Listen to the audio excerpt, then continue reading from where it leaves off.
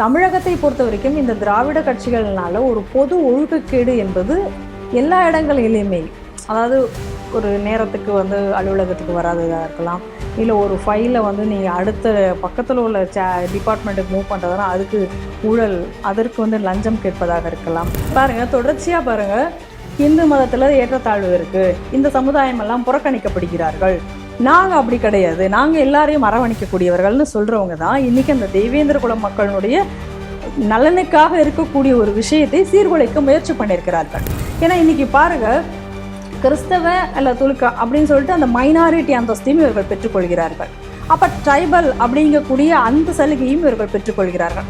அப்போ ஹிந்துக்களுக்கு வேறு வழியே கிடையாது. நீங்கள் ஏதாவது ஒரு நிர்பந்தத்தில் அந்த ஹிந்துவாக இருக்கிறவர்கள் இன்றைக்கி கிறிஸ்தவர்களாகவோ அல்லது துலுக்கனாகவோ மாறினா தான் அந்த சலுகையை அடைய முடியும் அப்படிங்கக்கூடிய ஒரு சூழ்நிலை வருதா இல்லையா? நம்ம சு வெங்கடேசன் கூட இன்றைக்கி தமிழகத்தில் அவர் கூட ஆசாதி ஆசாதி அப்படிங்கிறதெல்லாம் அவர் எழுதியிருக்காரு. அதை பார்க்குறோம். இப்போ ஆசாதினா என்ன அர்த்தம்? விடுதலைன்னு அர்த்தம். அப்போ விடுதலைனா இது பண்ண நாடு அடிமையாக இருக்காது. யார் இப்போ சர்வாதிகாரமாக யாராவது செய்து கொண்டிருக்கிறாங்க? இல்லையே. ஒரு ஹிந்து தன்னுடைய வழிபாட்டு உரிமையை அங்கே கடைபிடிக்க முடியாத இருக்கிறது, ஒரே ஒரு சிலை வச்சதுக்காக. அப்போ இந்த வழிபாட்டு உரிமை வங்கதேசத்தில் இந்துக்களுக்கு மறுக்கப்படுகிறது. ஹிந்துக்கள் அங்கே நாளுக்கு நாள் அந்த ஹிந்துக்களுடைய பாப்புலேஷன் குறைஞ்சிட்டே வருது. அதை பற்றி இது வரைக்கும் ஒரு பய வாய் திறந்து பேசினது ஒரு நாடுகளோட இந்த ஹிந்து ஃபோபியா என்று யூஎனோட சொன்னது கிடையாது.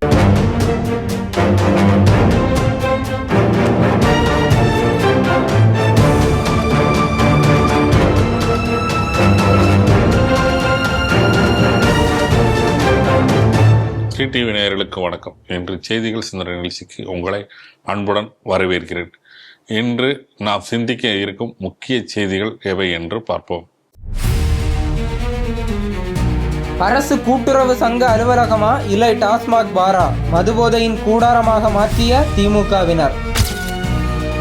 சங்கரன் கோவில் ஆடி தபசு. தேவேந்திர குல வேளாளர்களின் சொந்தமான இடத்தில் நடக்கும் பொருட்காட்சிக்கு தடை விதிக்க ஜமாத் போட்ட வழக்கு தள்ளுபடி. மதமாறும் பழங்குடியினருக்கு இடஒதுக்கீடு தொடர வேண்டுமா? ஆராய புதிய குழுவை அமைத்தது மகாராஷ்டிர அரசு. நீட் வினாத்தாள் கசிவு ஒரு கொடூர பாவம், இனி மீண்டும் நடக்கக்கூடாது, பிரதமர் மோடி பேச்சு. வங்கதேசத்தில் 81 அடி உயர ராமர் சிலையை அமைத்த இளைஞர் கைது. நம்முடன் இந்த அரங்கத்திற்கு சிந்திக்கப்பவர் திருமதி பிரியா வெங்கட்.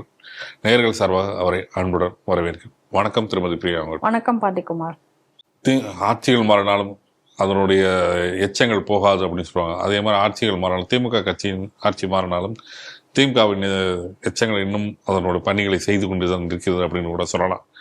எங்கன்னு பார்த்தீங்கன்னா, கூட்டுறவு சங்க அலுவலகம் இன்னைக்கு ஒரு மதுக்கூடமாக மாறி இருக்கு அப்படின்னு பார்த்தீங்கன்னா, அது ஒரு ஆச்சரியமான விஷயம். எங்கன்னா அரியலூர் மாவட்டம், அரியலூர் ரயில் நிலையத்தில் அருகே தமிழ்நாடு கதர் கிராம தொழில் வாரியத்தின் கீழ் இயங்கும் தச்சு தொழிலாளர் கூட்டுறவு சங்கம். இந்த அலுவலகம் பகலில் அலுவலகமாக செயல்படும், நேரத்திலே ஆனால் அது மதுக்கூடமாக மாறிடும். யாரெல்லாம் அந்த விஷயங்கள் பண்ணுறாங்க, அந்த மதுக்கூடமாக மாற்றுறாங்க அப்படின்னு பார்த்தீங்கன்னா, சம்பந்தப்பட்ட நிதி மோசடி வழக்கில் இடைநீக்கம் செய்யப்பட்ட முன்னாள் ஊழியர் ஒருத்தர், திமுக சேர்ந்தவர் கிருஷ்ணன். இவர் என்ன பண்ணுறாரு, தன்னோட நண்பர்களெல்லாம் சேர்த்து கொண்டு 3 பேர் சேர்ந்து அலுவலக மேஜையிலே உட்காந்து அந்த மது அருந்துவதற்குண்டான வீடியோ வந்திருக்கு. இந்த வீடியோ சமூக வலைதளங்கள் மிக பிரபலமாக வந்திருக்கு. இந்த செய்தி தொடர்பாக பரபரப்பாக பேசப்பட்டு வருகிறது. இந்த அலுவலகத்துக்கு ஒரு முக்கியமான பெரிய விஷயம், இந்த அலுவலகம் எம்ஜிஆர் அவர்களால் திறக்கப்பட்ட ஒரு முக்கியமான ஒரு அலுவலகம், தத்தி தொழிலாளருக்காக ஏற்பட்ட ஒரு அலுவலகம். இப்படிப்பட்ட இந்த அலுவலகத்தை இவங்க ஒரு மதுக்கூடமாக மாற்றிருக்காங்களே, இந்த செய்தியை எடுப்பாங்க. கடந்த 5 வருடங்களாகவே பார்த்தோம் அப்படின்னு சொன்னா மதுபோதையில தான் இந்த தமிழகமே தள்ளாடி கொண்டிருக்கிறதை நம்ம பார்த்து கொண்டிருக்கிறோம். அது 5 வருடங்களாக நடந்தது இப்போ உடனே அந்த காட்சிகள் மாறுமா அப்படின்னு கேட்டா அது மாறுற மாதிரியாக இல்லை. இன்னும் தமிழகம் மீளவில்லைன்னு தான் சொல்லணும். புதிய ஆட்சியாளர்கள் வந்துவிட்டார்கள் அப்படின்னு வேணா சொல்லலாம். இன்னும் இந்த காட்சிகள் என்னவோ மாறவில்லை, அப்படியே தான் இருக்கிறது என்பதை நாம் பார்க்கிறோம். காரணம் என்ன அப்படின்னு சொன்னா, தொடர்ந்து இந்த திராவிட சித்தாந்தம் என்பது இன்னைக்கு தமிழகத்தையே செல்லரித்து விட்ட நிலைதான் இன்னைக்கு இருக்கிறது. அது எந்த துறையாக இருந்தாலும் இனி அப்படித்தான் இருக்கிறது என்று பார்க்கிறோம். இன்னும் சொல்ல போனால், சாதாரணமாக பள்ளிக்கூடத்தில் படிக்கும் மாணவர்களில் தொடங்கி பெரிய பெரிய நிர்வாகத்தில் இருக்கக்கூடியவர்கள், அதிகாரிகள் வரை இந்த நிலை என்பது இன்னைக்கு தொடர்ந்து கொண்டிருக்கிறது அப்படிங்கிறத தான் நம்ம இன்னைக்கு தெளிவாக நம்ம இன்னைக்கு பார்க்குறோம். ஸோ இப்படி இருக்கக்கூடிய ஒரு சூழ்நிலையில இன்னைக்கு உடனே இந்த ஒரு நிலை மாறுமா அப்படிங்கிற ஒரு கேள்வி இருக்கு. ஏன்னா இப்ப இந்த எல்லா டிபார்ட்மெண்ட்லயும் இது தொடர்பான அதிகாரிகள், இதற்கான பணியில் அமர்த்தப்பட்ட ஆட்கள் இவர்கள் தான் இன்னும் இருக்கிறார்கள். இவர்கள் எல்லாமே இன்னும் வரைக்கும் இந்த நிறைய வரைக்கும் இந்த திராவிட சித்தாந்தத்தினுடைய ஒரு இதில் தான் இன்னும் செயல்பட்டு கொண்டிருக்கிறார்கள் என்பதை தான் நாம் இந்த இடத்துல நம்ம பார்க்க வேண்டியதா இருக்கு. அப்ப தமிழகத்தை பொறுத்த வரைக்கும் இந்த திராவிட கட்சிகள்னால ஒரு பொது ஒழுக்கக்கேடு என்பது எல்லா இடங்களிலுமே, அதாவது ஒரு நேரத்துக்கு அலுவலகத்துக்கு வராததா இருக்கலாம், இல்லை ஒரு ஃபைலை நீங்க அடுத்த பக்கத்தில் உள்ள டிபார்ட்மெண்ட்டுக்கு மூவ் பண்றதுன்னா அதுக்கு ஊழல், அதற்கு லஞ்சம் கேட்பதாக இருக்கலாம், இல்லை இந்த மாதிரி மது போதையிலேயே அலுவலகத்துக்கு வருவது, பள்ளிக்கூடத்துக்கு ஆசிரியர் மது போதையில் வருவது, மாணவர்கள் இது பள்ளிக்கூடத்திலேயே உட்காந்து மது அருந்துவது, இது போன்றது அந்த 5 வருடங்கள் முழுக்காமே நம்ம பார்த்தோம் அப்படின்னு சொன்னா இதுதான் இன்னைக்கு இங்க நடந்துட்டு இருக்கு. இப்போ புதிதாக வந்திருக்கக்கூடிய இந்த தாவேகா அரசு இப்ப இதையெல்லாம் எதிர்த்து இன்னைக்கு மாற்றங்களை கொண்டு வர வேண்டும் அப்படிங்கக்கூடிய ஒரு சூழ்நிலையில இன்னைக்கு இருக்கக்கூடிய நிலையில இவங்க ஒரு அதை இப்ப தடுத்து கொண்டிருக்கிறது இந்த திராவிடம் அப்படின்னு சொல்லலாம். ஏன்னா அவ்வளவு சீக்கிரத்துல இதை எல்லாத்தையும் மாற்றத்தை கொண்டு வருவதற்கு இருக்கிறது மொத்தமே எல்லா திராவிட குப்பைகளாகத்தான் இங்கு அமர்ந்து கொண்டிருக்கிறது என்பதை நம்ம பார்க்கிறோம். அப்ப இந்த திராவிட சித்தாந்தமும் இந்த திராவிடத்துக்கு சார்ந்த இந்த நபர்களும் இங்கிருந்து இது வெளியேற்றாத வரை, இதிலிருந்து இது மீளாத வரை எந்த ஒரு புதிய அரசாங்கம் வந்தாலும் இங்க ஒரு மாற்றத்தை கொண்டு வர முடியுமா அப்படின்னா இது ஒரு கேள்விக்குதான். எப்ப இங்க இருக்கக்கூடிய இதர்கள் மத்தியில ஒரு தேசியத்துவம், சமுதாயத்தின் மேல ஒரு அக்கறை, சுயநலத்தின் மேல இருக்கிறதெல்லாம் நீங்கி கடமை என்ற கூடிய ஒரு விஷயம், இந்த பணியா, இந்த துறை, அந்த துறையின் மேல அவங்களுக்குள்ள ஒரு கடமை, இதெல்லாம் இந்த மக்கள் மனதில் என்னைக்கு நம்ம இதையெல்லாம் கொண்டு வர போகிறதோ அப்பொழுதுதான் இந்த தமிழகத்திற்கு அப்படின்னு சொல்லி ஒரு மாற்றம் என்பதை நம்ம ஏற்படுத்த முடியுமே தவிர இவர்களுடைய இந்த ரியாக்டிவ் பாலிடிக்ஸ் இதை எதிர்த்து போராடுறது, உடனே அவங்க ஒரு போராட்டம் நடத்துது பாருங்களேன், முதல்வரையே நான் அடிச்சு உடைச்சிருவேன்னு சொல்லிட்டு எலும்பை முறித்து விடுவேன்னு சொல்லிட்டு இன்னொரு எம்எல்ஏ பேசக்கூடிய ஒரு செய்திகளை நம்ம பார்க்குறோம். கைதுன்னு சொல்லி வந்தோடனே மயக்கம் வருதுன்னு சொல்லி அவங்களுடைய பழைய டெக்னிக் பார்க்குறோம். ஆதி காலத்துலேருந்து இருக்கக்கூடிய அந்த டெக்னிக்கை நம்ம பார்க்குறோம். அதனால இந்த மாதிரியான மனநிலைகள் மக்கள் மனதிலிருந்து மாறாதவரை எந்த ஒரு ஆட்சி வந்தாலும் கூட ஒரு பெரிய மாற்றத்தை கொண்டு வர முடியாது. அதை தான் இதை காட்டுகிறதாக நான் பார்க்கிறேன். இந்து சமுதாயத்தில் ஏற்றத்தாழ்வுகள் இல்லாமல் அனைவருக்கும் அனைத்து இடங்களும் சமமான வாய்ப்புகள் அனைத்து ஜாதிகளுக்கும் கொடுக்கப்படும். உதாரணமாக சொல்லக்கூடிய நிறைய திருவிழாக்கள் உள்ளன. அப்படி சொல்லக்கூடிய முக்கியமான திருவிழாக்கள் சங்கரன் கோயில் ஆடி தபசு திருவிழா. இந்த திருவிழாக்கள் பார்த்தீங்கன்னா முக்கியமாக இருக்கக்கூடிய தேவேந்திர குல சமுதாயத்திற்கு ஒரு இடம் கொடுத்து அவங்களுக்கு அந்த இடத்துல பொருட்காட்சி கொடுத்து அந்த விழாவில் முக்கியமான ஒரு அந்தஸ்து அவங்களுக்கு கொடுக்கப்படும். இப்படி நடக்கூடிய இந்த திருவிழா சீர்குலைக்குன்னு சொல்லிட்டு சில இஸ்லாமிய அமைப்புகள் சேர்ந்த, அதாவது துலுக்கு அமைப்புகள் சேர்ந்த சிலர்கள் இருக்காங்க. இந்த மாதிரி ஒரு பொருட்காட்சி விழாக்கள் அந்த இடத்துல நடத்தக்கூடாது அப்படின்னு சொல்லிட்டு மதுரை உயர்நீதிமன்றத்தை நாடி இருக்கார்கள். நாடி இந்த வழக்கு விசாரணைக்கு வந்துள்ளது. இந்த வழக்கு விசாரணைக்கு வந்தபோது இந்த வழக்கு விசாரித்த நீதிபதி விக்டோரியா கௌரி அவர்கள் என்னவர்கள் அந்த மனுவை தள்ளுபடி செய்து திருவிழாவுக்கு உரிய பாதுகாப்பை தர வேண்டும் அப்படின்னு சொல்லி அரசு அதிகாரிகளுக்கு உத்தரவிட்டிருக்கார். இந்த செய்தியை எப்படி பாக்குறீங்க? இந்த ஒரு போராட்டம்ங்கிறது ஏதோ இந்த திருவிழாவில் மட்டும் நடந்ததாக நாம் அதை பார்க்க முடியாது. ஏன்னா இந்த விஷயமாக கடந்த 3 வருடமாக அந்த பகுதியில் உள்ள அந்த மக்கள் இதற்காக போராடி கொண்டிருக்கிறார்கள் என்பதை தான் நம்ம அதில் பார்க்கணும். இதனுடைய பின்னணியில் இருக்கக்கூடிய விஷயம் என்ன அப்படின்னு பார்த்தா, அங்க இருக்கக்கூடிய ஒரு நிலம், இந்த இவர்களுக்காக வழங்கப்பட்டிருக்கக்கூடிய அந்த நிலம் தேவேந்திர குல வேளாளர் சமுதாயத்துக்கு, அந்த நிலத்திற்கு பக்கத்திலேயே ஒரு மசூதி இருக்கிறது. அவங்க அந்த நிலத்தை ஆக்கிரமிப்பதற்காக இந்த வேலைகளை அவர்கள் தொடர்ந்து செய்து வருகிறார்கள். என்ன இருக்கு அப்படின்னா, சில வருடங்களுக்கு முன்னாடி அந்த இடத்துல ஒரு மோடி பேனருக்காக ஒரு டிஜிட்டல் பேனர் ஒன்று வச்சிருக்காங்க. மோடி அவங்களோட அரசின் சாதனைகளை எல்லாம் குறித்து ஒன்று வைத்திருந்திருக்கிறாங்க. அப்பொழுதுதான் முதல்ல அந்த பேனரை எல்லாத்தையும் அடிச்சு உடைச்சி அங்க துலுக்கர்கள் ஒரு பெரிய பிரச்சனையை ஏற்படுத்தியிருக்காங்க. அப்போ அது சம்பந்தமாக இந்த கோர்ட்ல வழக்கு பதியப்படுகிறது. அப்ப அது வழக்கு போகும்போது அவங்க என்ன சொல்றாங்க, இதுவும் எங்களுடைய நிலம் தான் அப்படின்னு சொல்லி அவங்க கோர்ட்ல போறாங்க. ஆனா நம்ம தரப்புல டாக்குமெண்ட்டுகள் எல்லாம் இருந்தனால இதுவும் இந்த சமுதாயத்தை சேர்ந்தது அப்படிங்கிறதுக்கு ஆதாரங்கள் இருக்கோமே, அதை கோர்ட்ல சமர்ப்பித்து அவங்க அந்த மனுவை, துலுக்கர்கள் போட்ட மனுவை ரிஜெக்ட் பண்றாங்க, தள்ளுபடி செய்கிறார்கள். அதற்கு பிறகு ஒவ்வொரு வருடம் திருவிழாக்களோ ஏதோ ஒன்று அந்த இடத்துல அவங்க நடத்தும் பொழுது இதே போல அவர்கள் மேல ஒரு பொய் குற்றச்சாட்டை சொல்வது, இல்லைன்னா ஒரு வழக்குக்கு போவது என்று இதே வேலையை செய்திருக்காங்க. ஏற்கனவே இதற்காக ஜி.ஆர். சுவாமிநாதன் அவர்களும் இந்த நிலம் இவர்களுடைய பாத்தியப்பட்டது தான் அப்படின்றதை அவர்களும் உறுதிப்படுத்தியிருக்கிறார்கள். இந்த நிலையில தான் இந்த வருடம் வந்து, அதாவது அதே நிலத்துல தான் ஒரு வருடமும் ஆடித்தபசு வரும் பொழுது அங்க வந்து பொருட்காட்சி என்பது அமைக்கப்படுகிறது.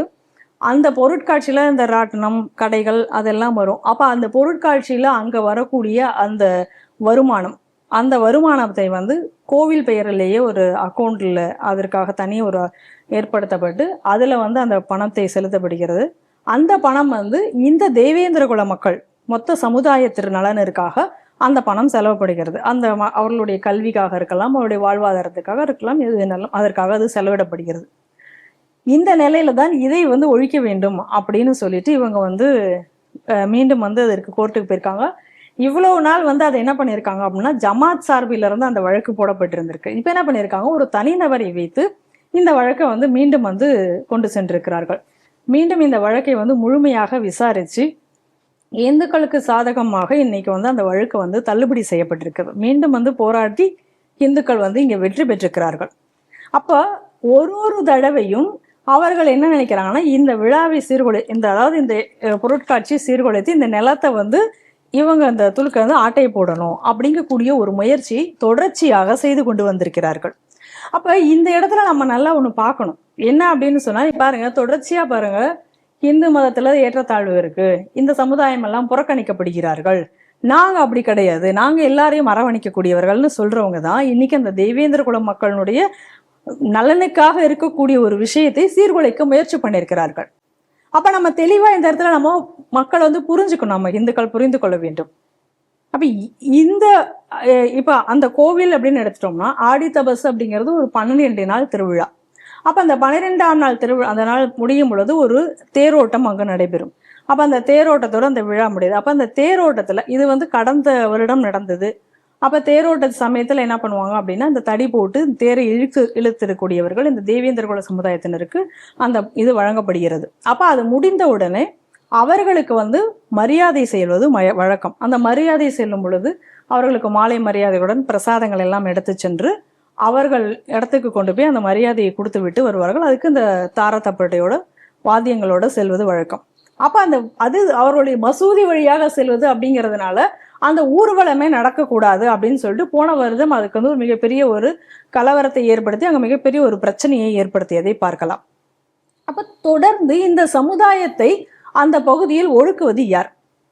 ரெண்டாவது, இது போல இதை செய்துவிட்டு அவர்களை வந்து இந்து சமுதாயத்திலிருந்து பிரித்து கொண்டு மதம் மாற்றுவதற்கான ஒரு சதியையும் இதன் மூலம் செய்து கொண்டிருக்கிறார்கள். இந்து ஊர்வலங்களை தடுக்கக்கூடிய இவர்கள் இதே கோவில் வாசல் வரைக்கும் பேரிகார்டெல்லாம் கோவில் வாசல்ல போட்டு எஸ்டிபிஐயினுடைய ஊர்வலம் அங்க நடந்தது. அங்க வந்து அல்லாஹூ அக்பர் என்ற கோஷங்கள்லாம் எழுப்பப்பட்டது. இது கடந்த ஆட்சியில் நடந்தது நம்ம பார்க்கிறோம். அப்ப எப்படி வந்து இதை வந்து அவர்கள் தொடர்ச்சியாக அந்த பகுதியில வந்து ஒரு பதட்டத்தை ஏற்படுத்தி அங்க வந்து ஒரு இதை லால்னஸை கொண்டு வரணுங்கிறது தொடர்ச்சியாக முயன்று கொண்டிருக்கிறதை நாம வந்து பார்க்க முடிகிறது. இது மட்டுமல்லாம இந்த மக்கள் வந்து அங்க வந்து இவர்களால இவர்களுடைய அடக்குமுறைகளால பல பிரச்சனைகளை அவர்களுக்கு வந்து தொடர்ச்சியாக கொடுத்து கொண்டிருக்கிறதாக அப்பகுதியில இருக்கும். இதற்காக வந்து வழக்குகளை தொடர்ந்து இந்த மக்களுக்காக செய்து கொண்டிருக்கக்கூடிய திரு விக்னேஷ் அவர்கள் நம்மிடம் சொன்ன செய்திகள் தான் அவை. இன்னும் சொல்ல போனா நம்ம ஸ்ரீ டிவில இது குறித்து ஒரு முழு வீடியோவையும் ஒரு முழு இன்டர்வியூவும் அவர் நமக்கு தருவதாக சொல்லியிருக்காரு. என்னென்ன பிரச்சனைகள் அங்க வந்து இதை வந்து அவர்கள் செய்து கொண்டிருக்கிறார்கள், எப்படி வந்து இன்னைக்கு அவர்கள் வந்து போராடி இந்த நிலத்தை மீட்டிருக்கிறார்கள் என்பது குறித்த எல்லா விவரங்களையும் அவர் வந்து நமக்கு ஸ்ரீ டிவில இன்னைக்கு சொல்வதற்காகவும் இருக்கிறார். ஆனா நம்ம இதுல பார்க்க வேண்டிய ஒரு முக்கியமான விஷயம் என்ன அப்படின்னு சொன்னா, தொடர்ச்சியாக இந்த மக்களை வந்து இந்த சமுதாயத்திலிருந்து அதை பிரித்து இந்த இடத்துல ஒரு இதை ஏற்படுத்தி அவர்களை வந்து மதம் மாற்றணும் அப்படிங்கிறத தொடர்ச்சியாக பண்ணிருக்காங்க. இந்த கோவிலுக்கு இன்னொரு முக்கியமான விசேஷம் என்ன இருக்கு அப்படின்னு சொன்னா, இங்க இந்த சங்கரன் கோயிலுக்கு போனோம்னா அந்த இடத்துல வந்து பூலித்தேவனுக்கு அப்படின்னு சொல்லிட்டு ஒரு தனி சன்னதி இருப்பதை நம்ம பார்க்க முடியும். அப்ப பூலித்தேவன் யார், எதற்காக அவருக்கு அங்க சன்னதி அப்படின்னா, பூலித்தேவனுடைய இஷ்ட தெய்வமாக கோமதி அம்மன் அவருடைய இஷ்ட தெய்வம் என்று சொல்லப்படி அவர் வந்து ஆங்கிலேயர்களை எந்த அளவுக்கு வந்து அவர் போராடி வெற்றி பெற்றிருந்தார் என்பதை நம்ம பார்க்கிறோம். அவர்களால நேரடியாக பூலித்தேவனை ஒருபொழுதும் சந்திக்க முடியாதது என்பதும் வரலாறு. அப்ப பூலித்தேவனை ஒரு துரோகத்தின் வாயிலாக தான் அவரை கைது செய்து வரும் பொழுது அவர் வந்து இந்த கோவிலுக்குள் வந்து அம்பாளிடம் அப்படியே நேரடியாக சென்று அடைந்து விட்டார் அப்படிங்கிறது வரலாறு நம்ம அதை பார்க்குறோம். அதுக்காக தான் பூலித்தேவனுக்கு அங்கே வந்து ஒரு தனி சன்னதியும் இருக்கிறது என்பதை நம்ம பார்க்கிறோம். அப்போ அந்த பூலித்தேவன் ஆட்சியில் இருக்கும் பொழுது அவர் வந்து முக்குளத்தோர் சமுதாயத்தை சேர்ந்தவராக இருக்கலாம். அவர் கூட இதே அளவுக்கு வீரத்துடன் செயல்பட்ட அழகு முத்துக்கோன், அவர் யாதவர் குல சமுதாயத்தை சேர்ந்தவர்.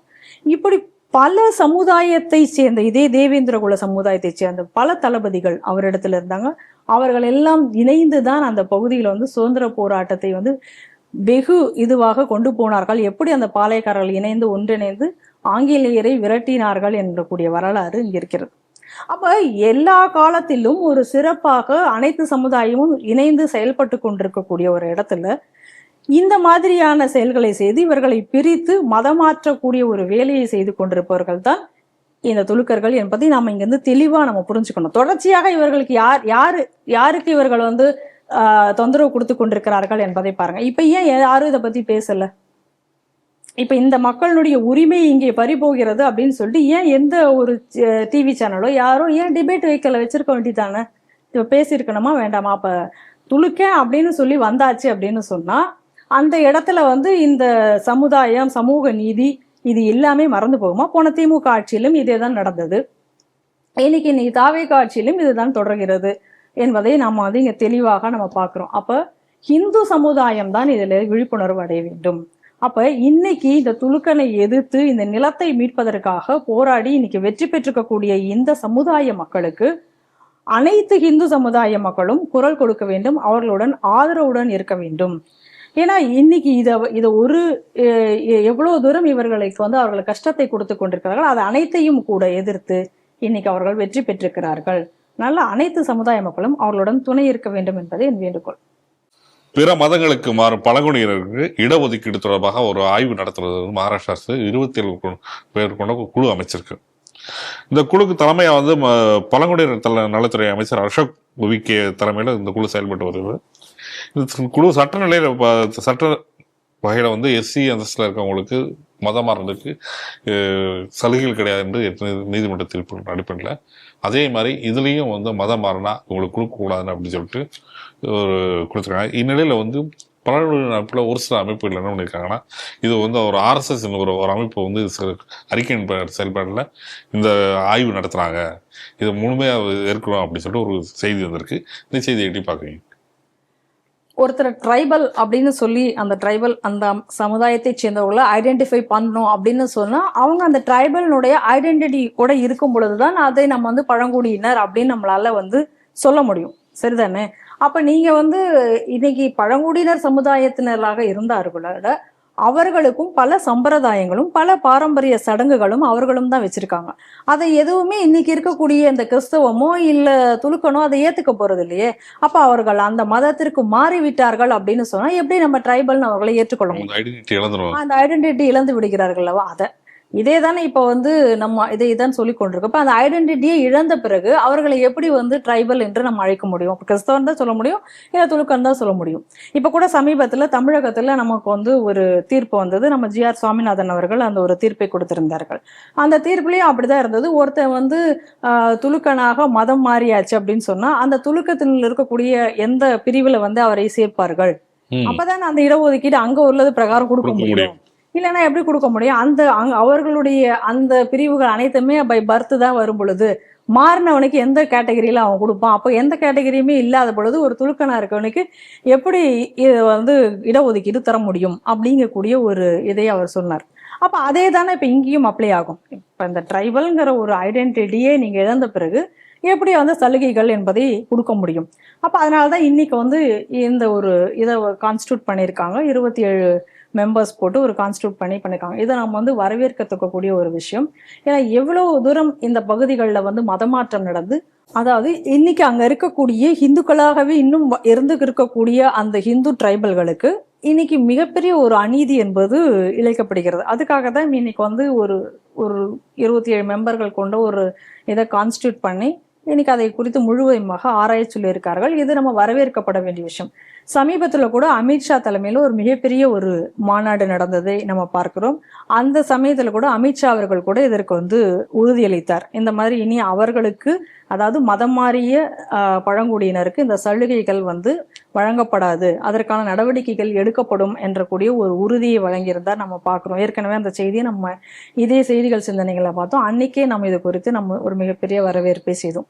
இது இன்னைக்கு மகாராஷ்டிரா மாநிலத்தில் மட்டும் நடந்திருக்கு. இது எல்லா மாநிலங்கள்லையும் இது தொடர்பான விஷயங்கள் கொண்டு வர வேண்டும். இதே போன்ற ஒரு ஆய்வுக்கு வந்து உட்படுத்தப்பட வேண்டும். அப்பதான் எந்த அளவுக்கு இந்த மதமாற்றம் என்பது இன்னைக்கு நடந்து கொண்டிருக்கிறது, எந்த அளவுக்கு அது ஆபத்தாக போய் கொண்டிருக்கிறது என்பது எல்லாமே எல்லா விஷயங்களும் வெளிச்சத்திற்கு வரும். ஏன்னா இன்னைக்கு பாருங்க, கிறிஸ்தவ அல்ல துலுக்கா அப்படின்னு சொல்லிட்டு அந்த மைனாரிட்டி அந்தஸ்தையும் இவர்கள் பெற்றுக்கொள்கிறார்கள். அப்ப ட்ரைபல் அப்படிங்கக்கூடிய அந்த சலுகையும் இவர்கள் பெற்றுக்கொள்கிறார்கள். அப்ப ஹிந்துக்களுக்கு வேற வழியே கிடையாது. நீங்க ஏதாவது ஒரு நிர்பந்தத்துல அந்த ஹிந்துவாக இருக்கிறவர்கள் இன்னைக்கு கிறிஸ்தவர்களாகவோ அல்லது துல்கனாகவோ மாறினாதான் அந்த சலுகையை அடைய முடியும் அப்படிங்கக்கூடிய ஒரு சூழ்நிலை வருதா இல்லையா? இதில் இருக்கக்கூடிய அவங்களுக்கு வரக்கூடிய சலுகைகளை தட்டி பறிப்பது யார் அப்படிங்கக்கூடிய அந்த கேள்வி இன்னைக்கு வருது இல்லையா? அதனால இன்னைக்கு வந்து இது வந்து வரவேற்கத்தக்கக்கூடிய ஒரு விஷயம். ஏன்னா இந்த பழங்குடியினர் மக்கள் என்பது இவங்க வந்து இன்னைக்கு என்ன பண்றாங்க அப்படின்னு சொன்னா, பழங்குடியினர் மக்கள் வேறு, ஹிந்துக்கள் வேறு அப்படின்னு சொல்லி இதை எல்லாத்தையும் பிரித்தாளக்கூடிய இந்த ஒரு விஷயத்தை வைத்துக்கொண்டு இதை அவர்களை மதம் மாற்றிக்கொண்டே இருக்கிறார்கள், இந்த ஒரு அடிப்படையை வைத்துக்கொண்டு. ஆனா நம்மளுடைய புராண கதைகள் எடுத்துக்கலாம், இல்லை இதிகாசங்கள் எடுத்துக்கலாம், எல்லாத்தோடையிலும் உள்ள இதுலேயும் அவர்களுடைய ஒரு தொடர்பு என்பது இருக்கு. இதுல சுதந்திர போராட்டத்திற்கு இணைந்து அவர்கள் போராடிய வரலாறுகளாக இருக்கலாம். எல்லாமே தேசியம் தர்மம் அதுக்குள்ளார வரக்கூடிய ஒரு விஷயம். அப்ப எங்கிருந்தோ வந்து இங்கே வந்து அங்க உட்கார்ந்து அந்த மக்களை மதம் மாற்றிக்கொண்டு இங்க இருக்கக்கூடிய சலுகைகளையும் பறித்து கொண்டு உண்மையாக இருக்கக்கூடிய பழங்குடியினர் மக்களுடைய உரிமைகளை பறித்து கொண்டிருக்கக்கூடிய ஒரு வேலை என்பது இங்க நடந்து கொண்டிருக்கிறது. அதனால இந்த குழு விரைவில் அவங்களுடைய அறிக்கையை தாக்கல் செய்யணும். இது நாடு முழுவதும் இதே போன்ற ஒரு ஆய்வு என்பதை மேற்கொள்ளப்பட வேண்டும். அது மட்டுமல்லாம எப்படி இன்னைக்கு எஸ்சி உள்ளவர்கள், பிரிவில் உள்ளவர்கள் மதம் மாறினால் அவர்களுக்கு அந்த அந்தஸ்து என்பது இல்லையோ, அதே போன்று இந்த எஸ்டியில் இருக்கக்கூடிய மக்களுக்கும் மதம் மாறிவிட்டால் அவர்களுக்கு அந்த அந்தஸ்து கிடையாது என்பது உறுதிப்படுத்தப்பட வேண்டும். நீட் வினாத்தாள் கசிவு இது தொடர்பாக வந்து ஒரு மிகப்பெரிய ஒரு போராட்டத்தை வந்து காக்ரோச் ஜனதா பார்ட்டி வந்து ஒரு பெரும் போராட்டத்திற்கு நேற்று பார்த்தீங்கன்னா ஜந்தர் மந்தரில் ஒரு பெரிய கூட்டத்தை சேர்த்து பார்லிமெண்ட் முற்றுகையிடும் போராட்டம் செய்வதற்கும். இந்நிலையில் வந்து இது தொடர்பாக வந்து என்டிஏ நாடாளுமன்ற குழு கூட்டம் நடைபெற்றது. இந்த குழுவில் பேசிய பிரதமர் நரேந்திர மோடி அவர்கள் என்ன சொல்றாங்கன்னா, நீட் தேர்வு வினாத்தாள் கசிவு என்பது ஒரு கொடூரமான பாவம். ஆக்சுவலாக இது வந்து இந்த குற்றவாளிக்கு வந்து கடுமையான தண்டனை அளிக்கப்பட வேண்டும் என்று தன்னுடைய வேதனையும் ஆதங்கத்தையும் தெரிவிச்சிருக்கிறார். அதே நேரத்தில் இன்னொன்று சொல்லியிருக்கார், வினாத்தாள் கசிவு தொடர்பாக கைது செய்யப்பட்ட 17 பேருக்கும் கைது செய்து அவர் சிறையில் அடைத்துள்ளார்கள். இது மிக விரைவாக செய்யப்பட்டுள்ள விஷயம். இந்நிலையில் வந்து இது தொடர்பாக வந்து பேசிய கிரண் ரிஜிஜு அவர்கள் என்ன சொல்லியிருக்காங்கன்னா, திறவை வந்து பேசிய கிரண் ரிஜிஜு, மாணவர்கள் நலன் கருதி வினாத்தாள் கசிவு அந்த தேர்வு ரத்து செய்யப்பட்டு மீண்டும் மறுதேர்வு நடத்தப்பட்டு அதன் முடிவிலும் வெளியிட தயாராக உள்ளது. எதிர்காலத்தில் இதே மாதிரி வந்து ஒரு சம்பவம் நடைபெறாமல் ஒரு நம்பகத்தன்மை ஏற்படுத்தப்படும் அப்படின்னு சொல்லிட்டு அது தொடர்பான நடவடிக்கைகள் எடுக்கப்பட்டு வருகின்றன என்று இந்த என்டிஏ குழு நாடாளுமன்ற குழுவில் பேசப்பட்டது. இந்த செய்தியை எடுப்பார்கள். இந்த அளவுக்கு உறுதிகள் அளிக்கப்பட்டதற்கு பிறகும் கூட இன்னைக்கு என்ன சொல்லியிருக்காங்க, அந்த போராட்டம் என்பது தொடரும். அதாவது இந்த காக்ரோச் ஜனதா பார்ட்டி அப்படின்னு சொல்லி எங்க இருந்தோ வந்தாங்க. அந்த பார்ட்டி இப்ப வந்து அந்த போராட்டம் வந்து நடக்கும். இன்னைக்கு வந்து இந்த போராட்டத்துல வந்து கலந்து கொள்றதற்காக பஞ்சாபிலிருந்து விவசாயிகள் எல்லாம் கலந்து கொள்ள போகிறார்கள். நம்ம இதைதான் நம்ம ஆரம்பத்துல இருந்து சொல்லிட்டு இருக்கோம். அதாவது ஒரு போராட்டம் அப்படின்னு சொன்னா இந்த போராட்டம் எதற்காக தொடங்கியது? நீட் கசிவை எதிர்த்து இந்த போராட்டம் நடந்தது. சரி, நீட் வினாத்தாள் கசிவை எதிர்த்து இந்த போராட்டம் தொடங்கிய உடனே, இப்போ நீட் வினாத்தாள் கசிவு நடந்த உடனே மிக துரிதமாக யார் இதில் ஈடுபட்டார்களோ அவர்களை அரசு கைது செய்து விட்டது. உடனடியாக மறுதேர்வுக்கு ஷெட்யூல் பண்ணி அந்த மறுதேர்வு வந்து ரொம்ப சக்சஸ்ஃபுல்லா எந்த பிரச்சனையும் இல்லாம அதையும் நடத்தி முடிச்சுட்டாங்க. அப்படிங்கும் பொழுது ஒரு அரசாங்கம் நடவடிக்கை எடுத்திருக்கா எடுக்கலையா? அப்ப அந்த அரசாங்கம் நடவடிக்கை எடுத்ததுக்கு அப்புறம் நாங்க அந்த போராட்டத்தை தொடருவோம் அப்படின்னு சொல்றது. சரி, என்ன காரணத்துக்கான இந்த போராட்டத்தை நடத்தாதான் முடிஞ்சு போச்சு. சரி, அப்ப நேத்திக்கு போராட்டத்துல கூட என்ன பேசுறாங்க அப்படின்னு சொல்லி பார்த்தா, நேபாள் மாதிரி நம்ம கொண்டு வரணும், நாடாளுமன்றத்தை போய் நான் முற்றியெடுக்கிறேன், போராட்டம் எங்க வேறு திசைக்கு கொண்டு போறது, போராட்டத்தை வேறு திசைக்கு. இப்படிதான் நேபாளத்துல ஆரம்பிச்சாங்க. நீங்க நேபாளத்துல நடந்த போராட்டங்களாக இருக்கலாம், அல்லது இலங்கையில் நடந்த போராட்டமாக இருக்கலாம், இந்த போராட்டத்துல எல்லாத்துலயும் வங்கதேசத்துல நடந்த போராட்டமாக இருக்கலாம். இந்த எல்லா போராட்டத்திலையும் நீங்க பாத்தீங்க அப்படின்னு சொன்னா போராட்டத்தினுடைய ஆரம்பத்துல ஒரே ஒரு கோரிக்கை தான்.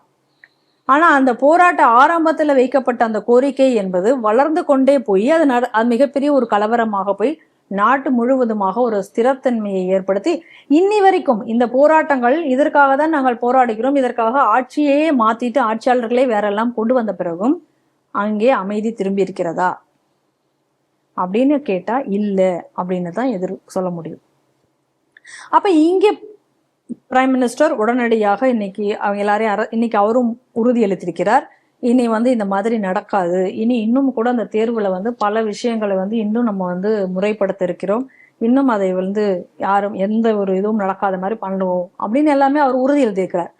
இதுக்கப்புறமும் இன்னைக்கு விவசாயிகள் சரி மாணவர்கள் போராட்டத்துல விவசாய சங்கம் கலந்து கொள்ள வேண்டிய அவசியம் இல்லை.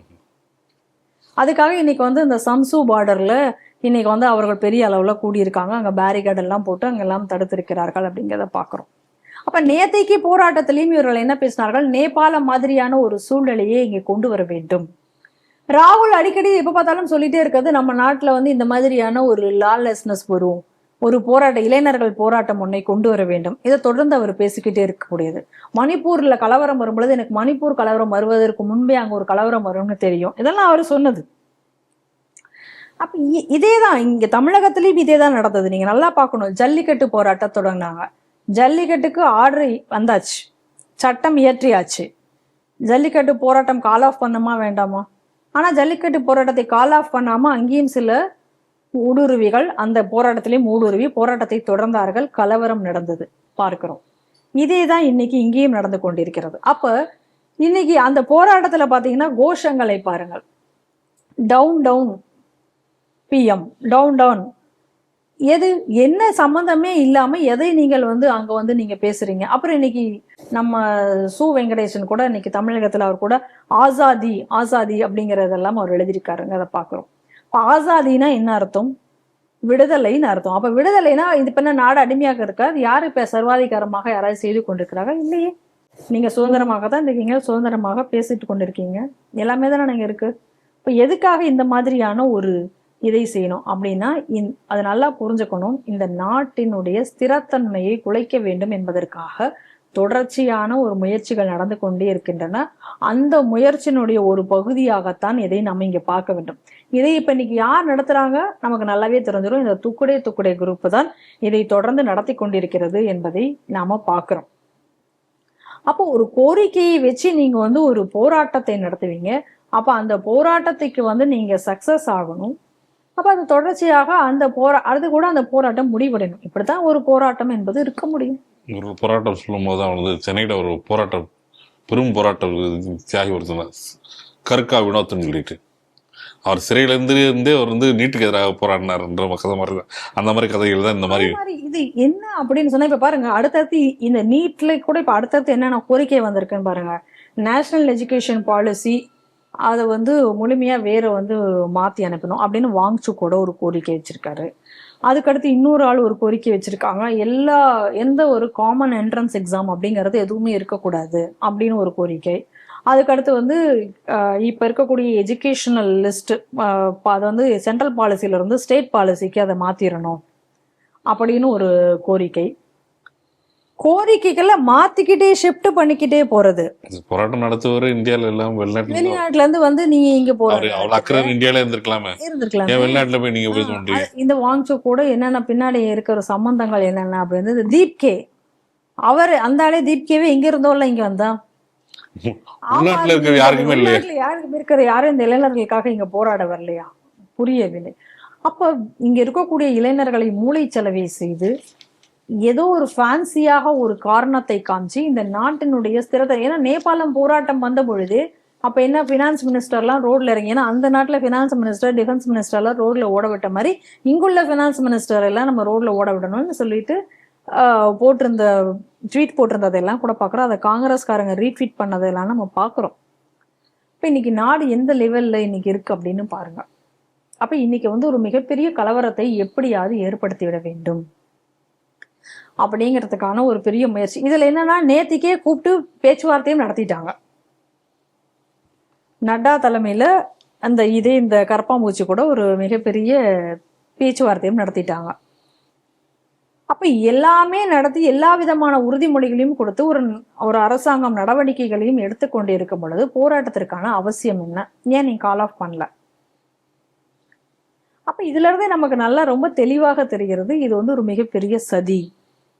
அப்ப இன்றைய காலகட்டத்தில் இருக்கக்கூடிய இளைஞர்கள் இதை சிந்தித்து செயல்பட வேண்டும். இந்த நாட்டுல இப்ப பொருளாதாரம் ஒரு மிகப்பெரிய ஒரு முன்னேற்றத்தை நோக்கி போய் கொண்டிருக்கிறது. இன்னைக்கு வெவ்வேறு துறைகள், எல்லா துறைகளிலும் மிகப்பெரிய ஒரு வளர்ச்சியை நம்ம கண்டு கொண்டிருக்கிறோம்.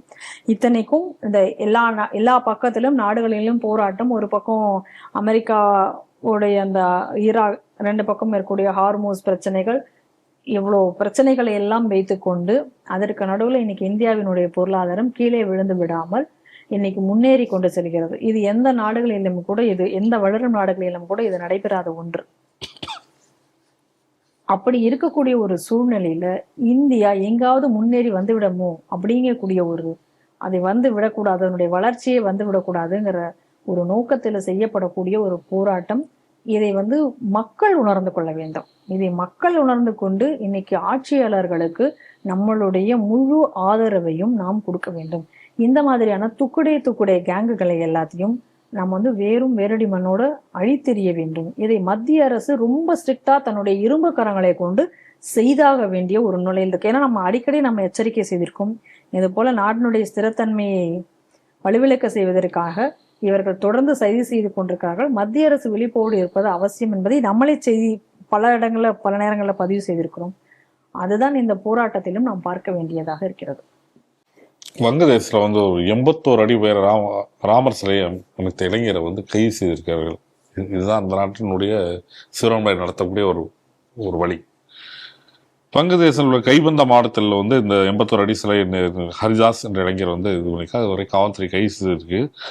காரணம் என்னன்னா 9.35 கோடி சந்தேகத்தின் பேரில் பரிவர்த்தனை நடத்திருக்காரு என்ற காரணம் சொல்லியிருக்காங்க. குரல் சிலை அமைத்ததற்காக தான் கைது செய்யப்பட்டிருக்கார் என்று பகுதி மக்கள் ஆணித்தரமாக குற்றம் சாட்டுகிறார்கள். இது தொடர்பாக வந்து அதாவது அங்கே இருக்கக்கூடிய சிறுபான்மை இந்துக்கள் ஒன்று கூடி டாக்காவில் போராட்டம் நடத்தியிருக்கிறார்கள். இது தொடர்பாக இந்தியாவும் தனது கண்டனத்தை தெரிவித்துள்ள வங்கதேச தீவிரவாத சக்திகளை ஒடுக்காமல் சிறுபான்மையர்களை மட்டுமே குறிவைத்து ஒடுக்கப்படுகிறது அப்படின்னு சொல்லி இந்தியா வந்து வங்கதேச வெளியுறவுத்துறை கூட்டு கண்டிச்சிருக்கிறது. இந்த செய்தி எப்படி பாருங்க? வங்கதேசத்திலும், அதாவது எப்படி தமிழகத்திலும் ஆட்சி மாறினாலும் காட்சி மாறவில்லைங்கிற மாதிரி வங்கதேசத்திலும் அதுதான் தொடர்ந்து கொண்டிருக்கிறது. ஏற்கனவே தாரிக் ரஹ்மான் வந்தவுடன் இதெல்லாம் மாறிவிடும் அப்படின்னு சொல்லி பலரும் இன்னைக்கு சொல்லி கொண்டிருந்தார்கள். நம்ம அப்பொழுதும் ஸ்ரீ டிவியில சொல்றோம், தாரிக் ரஹ்மான் வந்தாலும் நிலைமை மாறப்போவதில்லை அப்படின்னு சொன்னோம். இதுதான் மாணவர்கள் போராட்டம், மாணவர்களால் கொண்டாடப்படும். ஏன்னா அங்கேயும் பாருங்க, நான் சொன்னதுதான், மாணவர்கள் போராட்டம் நடத்தினதுக்கு அப்புறம் அதுக்கப்புறம் நடந்த கலவரங்கள், அந்த கலவரங்களுக்கு பிறகு இவர் வந்து இந்த தாரிக் ரஹ்மான் வந்திருக்காருங்க, அதை நம்ம பார்க்கிறோம். ஆனா தாரிக் ரஹ்மான் வந்தாலும் பெரிய மாற்றங்கள் நிகழ போவதில்லை என்று நாம் ஏற்கனவே சொல்லியிருந்தோம். அதுதான் இன்னும் அங்க நடந்து கொண்டிருக்கிறது. நல்லா பார்க்கணும்.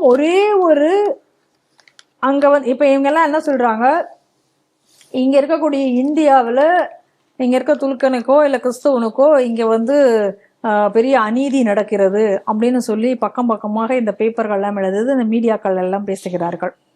பேசிட்டாங்களா இல்லையா? உடனே அமெரிக்கால இருந்து ஒரு UN ரிப்போர்ட்னு ஒரு லெட்டர் வேறு வரும்.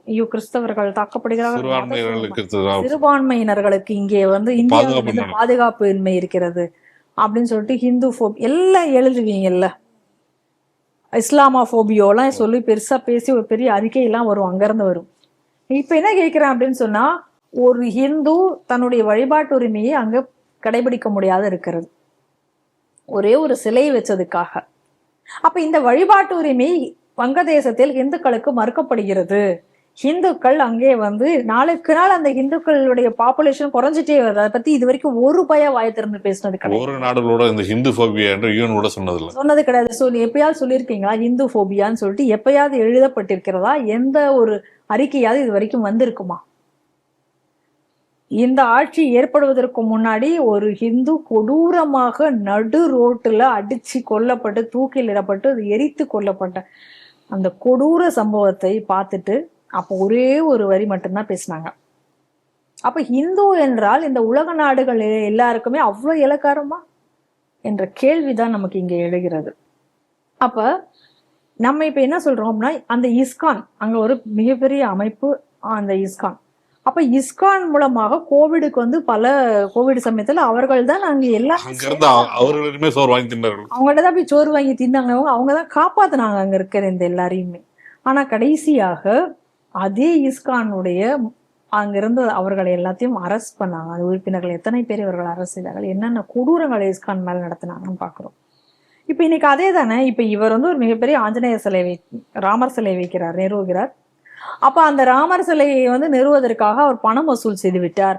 அந்த பணம் வசூல்ல அவர் மோசடி செய்திருக்கார், அதற்காகத்தான் அவரை கைது செய்திருக்கிறோம் அப்படின்னு இவங்க சொல்றாங்க. ஆனால் அதே அந்த இருக்கக்கூடிய உள்ளூர் மக்களே மறுத்திருக்கிறார்கள்.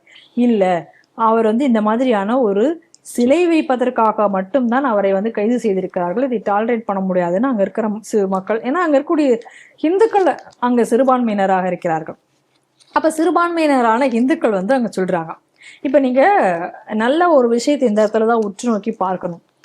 பெரும்பான்மையான இந்து சமுதாயம் இருக்கிற இடத்துல சிறுபான்மையாக துளுக்கன் இருந்தாலும் கூட அமைதியாகத்தான் இருப்பார்கள். அவர்களுக்கு எந்த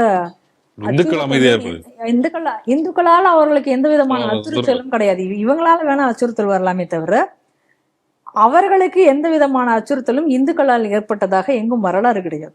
ஆனால் கொஞ்சம் அவங்க பெரும்பான்மையா ஆகட்டும், துலுக்கனோ கிறிஸ்தவனோ கொஞ்சம் பெரும்பான்மை ஆகட்டும், அங்க இருக்கிற இந்துக்கள் நிம்மதியாக வாழ முடியாது. இதுதான் நிலவரம். இதுதான் எல்லா இடத்துலயும் நடந்துட்டு இருக்கு. இன்னைக்கு இது நாடு முழுவதும் இல்ல, உலகம் முழுவதும் இதுதான் நடந்து கொண்டிருக்கிறது. ஏன் பிரான்ஸ் அலறா, ஏன் இங்கிலாந்து இன்னைக்கு அலறாங்க, ஐரோப்பாவே அலறி கொண்டிருக்கிறது. இன்னைக்கு பிரான்ஸ் அதிபர் மேக்ரோன் அவங்க நாங்க எங்களுக்கு வந்து மதம் இதெல்லாம் கிடையாது, நாங்க கம்மி அப்படி இப்படின்னு பேச லிபரல் அவரே என்ன சொன்னாரு, இவர்களால தொல்லைன்னு பேசினாரு அவரே. அப்ப அந்த இடத்துல இத பத்தி இன்னைக்கு எந்த மீடியாவும் இதை பத்தி ஏன் டிஸ்கஸ் பண்ணல, இதை பத்தி ஏன் வாய் திறக்கல? இது எவ்வளவு பெரிய இஷ்யூவா நீங்க ஆக்கியிருக்கலாம், பேசலையே, யாருமே பேசவே இல்லையே. அப்ப இந்த நாட்டு இந்த உலகம் முழுக்க எங்கவுமே வந்து இத சரி. இப்ப இந்த அம்மா இருக்கே மம்தா, வங்காள மொழி பேசக்கூடிய வங்காளிகள் எல்லாரும் ஓர் இனம் அப்படின்னாங்க. இப்ப இன்னைக்கு அந்த அம்மா ஒரு ஸ்டேட்மெண்ட் கொடுத்துருக்கலாமே. இப்ப எலெக்ஷன் டயத்துல அப்படிலாம் தான் அந்த அம்மா பேசி பிரச்சனை பண்ணுச்சு. அப்ப இந்த அம்மா அதை பத்தி பேசியிருக்கலாமே. இன்னைக்கு அதை பத்தி பேசி இன்னைக்கு ஒரு மொழி உணர்வு அதெல்லாம் நீ வச்சு நீ பேசியிருக்கலாமே. அப்ப என்ன நம்ம பாக்குறோம் அப்படின்னு சொன்னா, மொழி உணர்வு, அப்புறம் நம்ம தமிழ் இனம் அப்படின்னு சொல்லி இன உணர்வு கொள் அப்படின்ற அந்த இன உணர்வு, வங்காள உணர்வு, இதெல்லாம் என்ன அப்படின்னு சொன்னா ஹிந்துன்னு இருக்கும் பொழுது அதெல்லாம் வரும். துலுக்கன்னு வந்துச்சு அப்படின்னா இதெல்லாம் மறைஞ்சு போயிடும். இதுதான் யதார்த்தம். இன்னைக்கு இதுதான் வந்து நடந்து கொண்டிருக்கிறது. உலகம் முழுவதும் இதுதான் நடந்து கொண்டிருக்கிறது. அது சங்கரன் கோயிலாக இருந்தாலும் சரி, வங்கதேசமாக இருந்தாலும் சரி, அல்லது வேற எங்கேனாலும் சரி, இதுதான் நடந்துட்டு இருக்கு. இதை இந்துக்கள் வந்து இதை தெளிவாக புரிந்து கொள்ள வேண்டும். யதார்த்தம் இதுதான். எங்கேயோ சங்கரன் கோயில்ல இருக்கக்கூடிய ஒரு தேவேந்திர குல மேலாள மக்கள் சமுதாயத்திற்கு ஒரு பாதிப்பு அவங்க அங்கதானே நடக்குது. அதேதோ அவனுக்கும் அங்க பக்கத்துல மசூதி அவன் வச்சிருக்கான், அவங்க 2 பேருக்கு ஏதோ நல பஞ்சாயத்து, அதனாலதான் அடிச்சுக்கிறாங்க அப்படின்னு சொல்லி இங்க இருக்கக்கூடிய ஒரு இந்து நினைப்பான். அதுதான் ஹிந்து கிட்ட இருக்கக்கூடிய மிகப்பெரிய பிரச்சனை. அந்த ஹிந்துக்காக குரல் கொடுக்கணும்னு இவனுக்கு தோணாது. அதே அவங்க 2 பேருக்குள்ள பர்சனல் பிரச்சனைப்பா அப்படின்ட்டு போயிடுவான். அந்த பிரச்சனை எப்போ உனக்கு புரியும்னா, நாளைக்கு இந்த பிரச்சனை உனக்கு வராதுன்னு நீ இதைதான் கோபால்ஜி அடிக்கடி அழகா சொல்லுவார். பக்கம் எங்கேயோ நடக்குது இந்த பிரச்சனை, நமக்கு என்ன அப்படின்னு நம்ம சும்மா உட்கார்ந்து இருந்தோம் அப்படின்னு சொன்னா அந்த பிரச்சனை நம்ம வீட்டு வாசலுக்கு வரத்துக்கு ரொம்ப நேரம் ஆகாது. இன்னைக்கு அப்படிதான் ஒரு இடத்துலயும் நடந்துகிட்டு இருக்கு. ஆனா இவ்வளவு நடந்ததுக்கு அப்புறம் நாம் விழித்து கொண்டிருக்கிறோமா அப்படின்னு கேட்டா இல்ல அப்படின்னு தான் சொல்லணும். அதனால நம்ம இந்துக்கள் ஒருத்தரும் விழிப்படைய வேண்டும். ஒருத்தரும் இதை புரிஞ்சுக்கணும். இதுதான் யதார்த்தம், இதுதான் யதார்த்தம். ஏதோ ஒரு விநாயகர் சதுர்த்தி ஊர்வலம் நடத்துறதுனால அவங்க வந்து கலவரம் நடத்துறது இல்ல. ஏதோ ஒரு பாபரி மசூதி இடிச்சதுனால, அதாவது ஒரு கும்மட்டத்தை இடிச்சதுனால அந்த கலவரம் இல்ல. ராமர் கோயில் கட்டினதுனால கலவரம் செய்யறாங்க கிடையாது. இதற்கு காரணம் அது கிடையாது. இதற்கு காரணம் என்பது சர்வதேச இஸ்லாம். இஸ்லாம் ஒரு இது அப்படி இந்த ஒரே காலிஃபட்டின் கீழ் இருக்க வேண்டும். இந்த அடிப்படை சித்தாந்த உணர்வுகள் தான் இதற்கு காரணம் என்பதை நாம் தொடர்ந்து நாம் சொல்லி வருகிறோம். இந்துக்கள் விழிப்படைய வேண்டும். நன்றி மேடம். நன்றி. இத்துடன் செய்திகள் சிந்தனை நிகழ்ச்சி நிறைவடைகிறது. மீண்டும் அடுத்த ஒரு நிகழ்ச்சியில் சந்திப்போம். நன்றி, வணக்கம், ஜெய்ஹிந்த். ஜெய்ஹிந்த்.